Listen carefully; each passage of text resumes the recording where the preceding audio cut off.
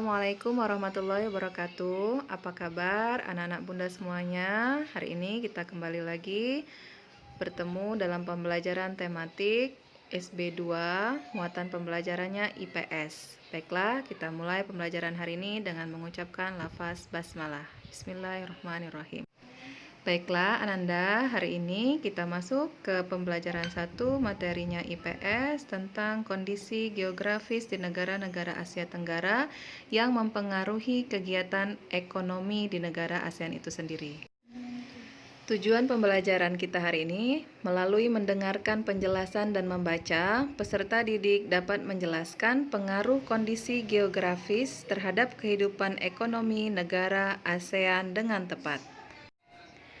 Kita mulai dari negara yang pertama, Indonesia, nak ya. Geografis Indonesia itu memiliki iklim yang tropis sehingga tanahnya menjadi subur. Pengaruhnya terhadap kegiatan ekonomi, banyak masyarakat Indonesia itu yang bermata pencarian sebagai petani karena tanahnya tadi subur. Hasil pertanian di Indonesia itu meliputi karet, sawit, kakao, kopi, dan lain sebagainya. Kemudian di samping hasil pertanian terdapat juga hasil tambang seperti minyak bumi, emas, perak, dan lain sebagainya. Untuk di negara Malaysia itu sama. Negaranya beriklim tropis sehingga tanahnya juga rata-rata subur. Hasil pertaniannya antara lain hampir mirip seperti Indonesia, padi, kakao, karet, kelapa sawit, dan hasil tambangnya itu adalah timah. Negara yang ketiga yaitu Thailand. Kondisi geografisnya, wilayah Thailand terdiri dari daerah pegunungan, dataran tinggi, dan dataran rendah. Kegiatan ekonominya sesuai dengan kondisi geografis yang kemarin. Dia akan mendapat julukan negara lumbung padi terbesar di Asia Tenggara. Jadi hampir sebagian besar masyarakatnya juga memiliki mata pencarian sebagai petani. Kemudian negara Myanmar, bentang alamnya itu terbagi menjadi 4, yaitu wilayah utama, pegunungan utara, pegunungan barat, dataran rendah plato. Kegiatan ekonominya di negara Myanmar karena memiliki tanah yang subur, jadi sebagian besar masyarakatnya juga memiliki pekerjaan di sektor pertanian. Negara berikutnya yaitu Laos. Kondisi geografis negara Laos, dia tidak memiliki laut, ya, satu-satunya negara di Asia Tenggara yang tidak memiliki laut.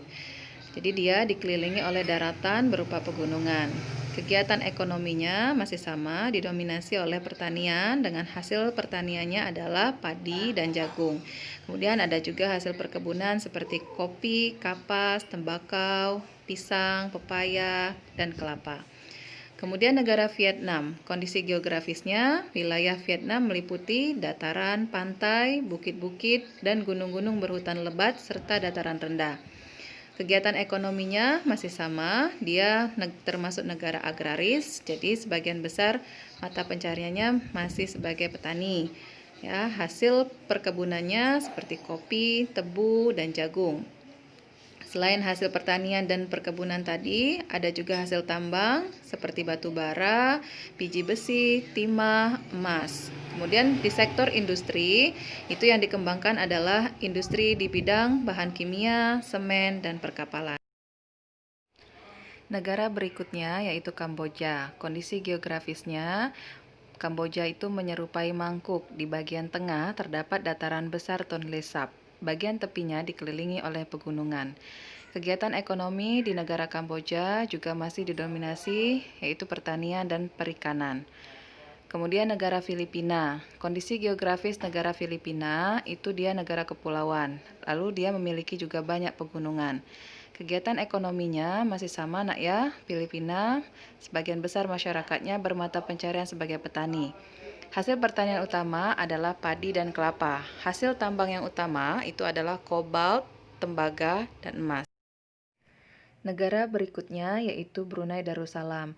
Kondisi geografis di negara Brunei Darussalam itu beriklim tropis dan wilayahnya berupa dataran rendah yang berawa. Kemudian memiliki curah hujan yang cukup tinggi. Kegiatan ekonomi di Brunei Darussalam itu negara penghasil minyak dan gas bumi. 40% dari devisa negara Brunei Darussalam berasal dari sektor pertambangan. Jadi, sebagian besar masyarakatnya itu bermata pencarian di sektor pertambangan.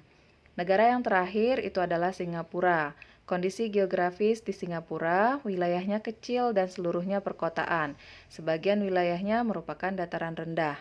Jadi kegiatan ekonomi di negara Singapura, sebagian besar penduduknya bermata pencarian di bidang jasa perbankan, perdagangan, perhubungan, perindustrian, dan pariwisata. Bidang industrinya sendiri itu menghasilkan kapal, barang elektronik, dan bahan makanan untuk diekspor. Demikianlah penjelasan dari Bunda tentang kondisi geografis di negara-negara ASEAN yang mempengaruhi kehidupan ekonomi di negara Asia Tenggara tersebut. Mudah-mudahan bisa dipahami. Bunda cukupkan. Wassalamualaikum warahmatullahi wabarakatuh.